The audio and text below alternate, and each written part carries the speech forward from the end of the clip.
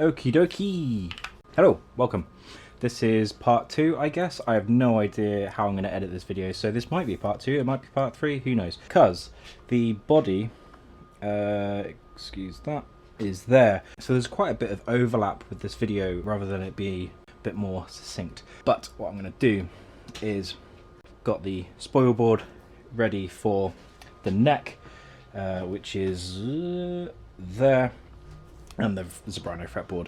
I blunted Paul's blades this morning after we had gone to Beach Brothers in Exeter to find out that they didn't advertise anywhere saying that they're doing a 2-day stock take on Thursday and Friday, even though they're only open Monday to Friday. Probably going to spend quite a bit of money. Anyway, but we haven't. Without further ado, let's go into part 2, the neck making bit for the Tamar 8. New one.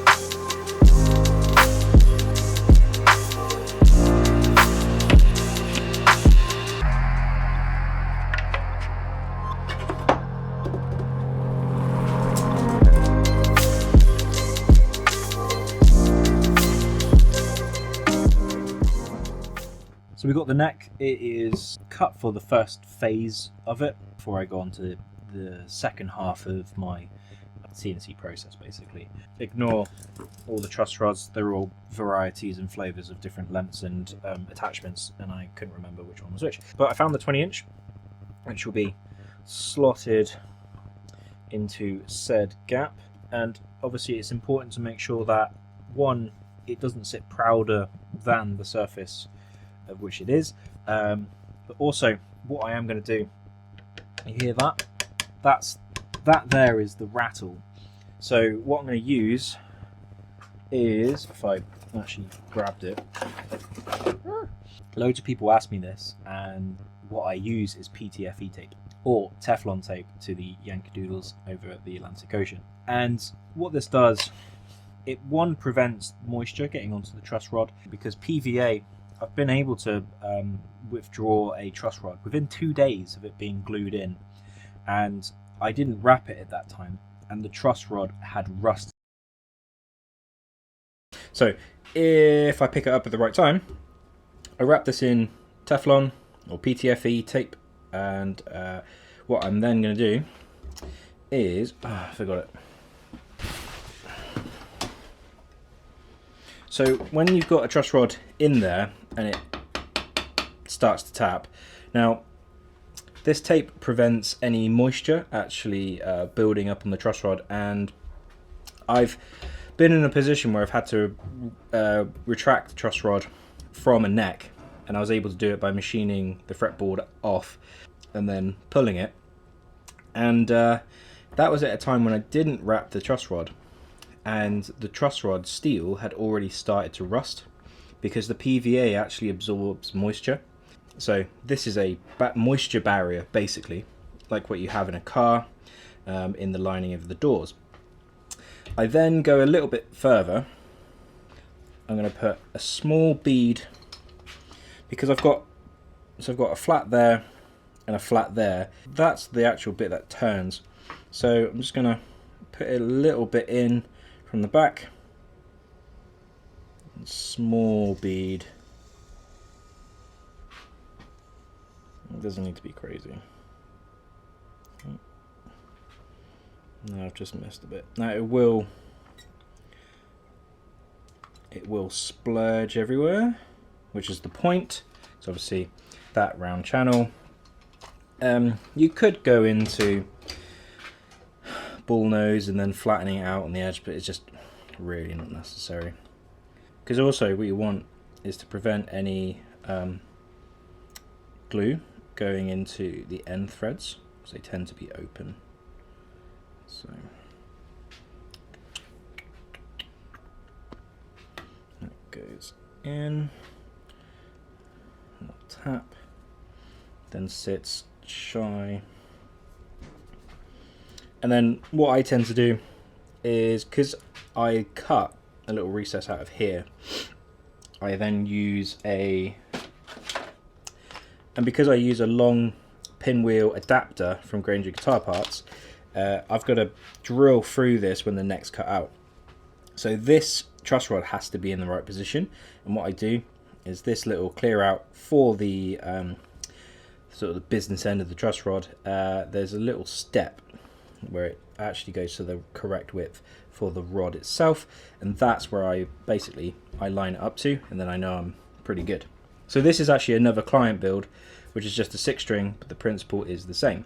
So now what I need to do is glue in. He is having an ebony fretboard, so PVA glue, making sure to get in to all the edges, because what you want is it all to squirt out, or is it to all basically find a path out, and then you know that it's basically gone everywhere it needs to.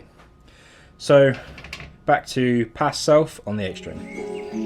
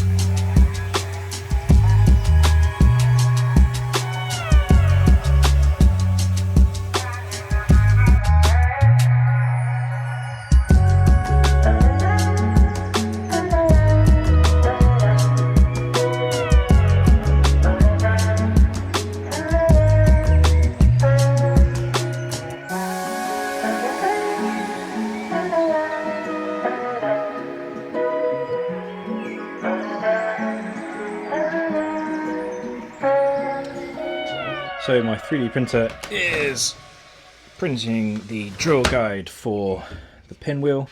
So whilst it's wrapping that up, anyway, it's just constant tidying.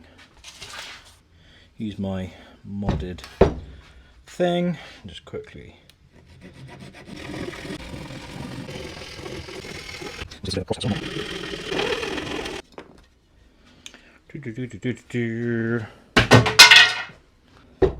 There we are. Let's check down the. That is really nice and straight. Nice and solid. I just need to release the pinwheel, bit of sanding. But yeah. And I've gone for slightly larger inlays because the 4mm just didn't seem to be, don't know. It's nice, but 6mm I think is too big. 5mm I think is going to be just right, so I need to order those because I forgot.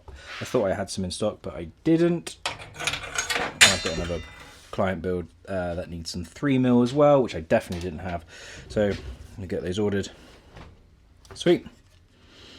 So wait for the printer and clean it up. Oh, and the reason why I've wanted to, whilst the body is still pre-paint, didn't want to send this off for paint and then, you know, in 2 weeks time after it all gets done, I then don't know if the neck fits because obviously wood swell. So what I need, for me at least, I don't want a tight fit. I want this to be able to just drop in with no wiggle, but no resistance from the actual pocket. And the reason for that is because as paint goes in, you just don't want that worry that if you need to remove the neck, it then busts out it chips the paint on the edge of this or that. So this would be cool.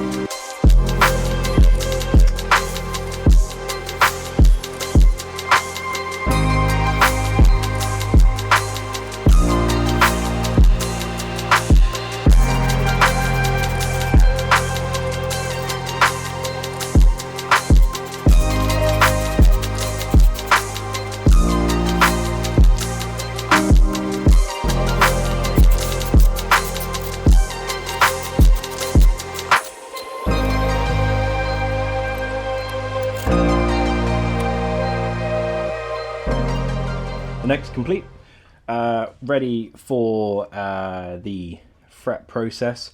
So that's quite a long step that I want to cover in part 3, so that'll be the next video next week. From now on, my goal is to basically produce a video every week. Not set on the day yet, but at the moment it seems to be Tuesday for whatever reason.